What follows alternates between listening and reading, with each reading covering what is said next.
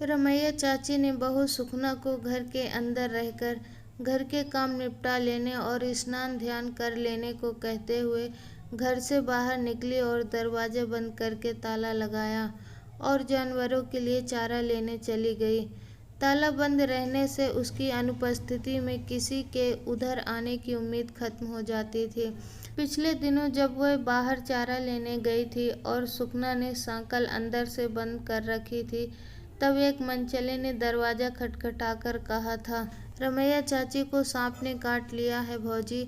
घबराकर सुखना ने द्वार खोला तो वह बदतमीजी करने लगा, लेकिन तभी रमैया आ गई और उसे हंसिया लेकर दौड़ा लिया था। तब से वह बाहर से ताला बंद करके ही जाती थी। लगभग आधे घंटे बाद वह आई और चारा का गट्टर छप्पर के नीचे रखकर द्वार खोला और आवाज़ दी, सुखना, ओ सुखना। रसोई में कोई नहीं था। उसे लगा कि वह शायद कमरे में सो गई है। उसने उड़के हुए दरवाजे को धक्का दिया तो अंदर से उसके पड़ोस में रहने वाले दो लड़के सुजान और जलेसर तीर की तरह निकले और अपने पैजामे का नाड़ा बांधते हुए मुख्य द्वार से बाहर भाग गए। भीतर का हाल देखकर रमैया का दिल गले से जा लगा। भीतर जमीन पर सुखना बेहोश पड़ी थी। उसके वस्त्र और बाल गीले थे, छातियां अनावृत थी, पेटीकोट जांघों के ऊपर कमर पर रखा था।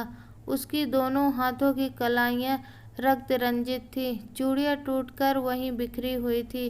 चेहरे पर कई स्थानों पर चोट, खरोंचों और दांतों के निशान थे, जहां से खून निकलकर स्थिर हो चुका था। रोते रोते रमैया ने बहू को हिलाया डुलाया, होश में लाकर खड़ा किया और फिर 1.5 किलोमीटर की दूरी पे स्थित थाने के लिए पैदल चल पड़ी। थाने में रमैया ने बहू सुखना के हल्फिया बयान के बाद रिपोर्ट लिखवाई और फिर डॉक्टरी जांच के लिए कहा। लिखा पढ़ी के बाद उसी दिन सुखना का मेडिकल हुआ और उसके अधोवस्त्र सीज कर दिए गए।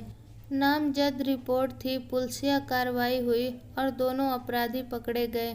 थोड़ा ना नुकुर के बाद उन्होंने कबूला कि वो लोग छत के रास्ते आंगन में कूदकर नहाती हुई सुखना को कमरे में घसीट लिया था और दोनों ने ही बलात्कार किया था।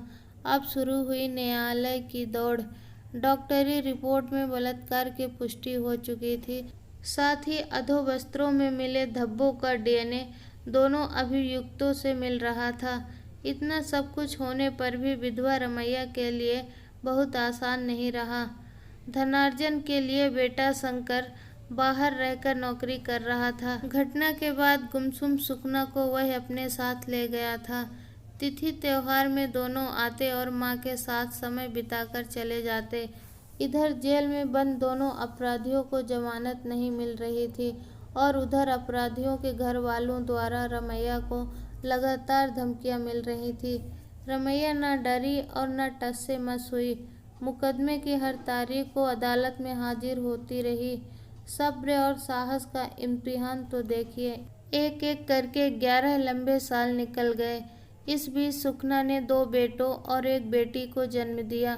तीनों ही बच्चे शंकर के प्रतिरूप निकले। 11 वर्ष बाद अब अदालत ने रमैया के हक में आदेश दिया और दोनों अपराधियों पर 25-25 हजार का जुर्माना लगाया, जो सुखना के खाते में जमा करना है, तथा दोनों को आजीवन कारावास की सजा भी सुनाई। अदालत से लौटते समय परिवार सहित रमैया ने गांव के मंदिर में माथा टेका, प्रसाद चढ़ाया और हंसी खुशी अपने घर में प्रवेश किया।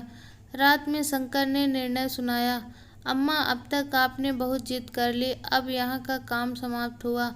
आगे जब ये लोग अपील आदि करेंगे तब मैं देख लूँगा। अब आप हमारे साथ चलिए और इन बच्चों पर दादी का स्नेह लुटाइए। घर को यूं ही छोड़ दूं क्या?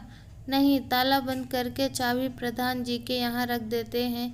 किसी की बारात आदि रुकने के लिए उन्हें ज़रूरत होगी तो इस्तेमाल कर लेंगे, नहीं तो बंद रहेगा।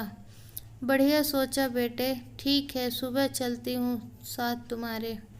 दोस्तों, आशा करते हैं कि ये छोटी सी कहानी आपको अच्छी लगी होगी। चैनल में नए हैं तो प्लीज़ सब्सक्राइब कर दीजिए, वीडियो को लाइक कर दीजिए। अब मिलेंगे नई कहानी नई वीडियो के साथ, तब तक के लिए जय हिंद।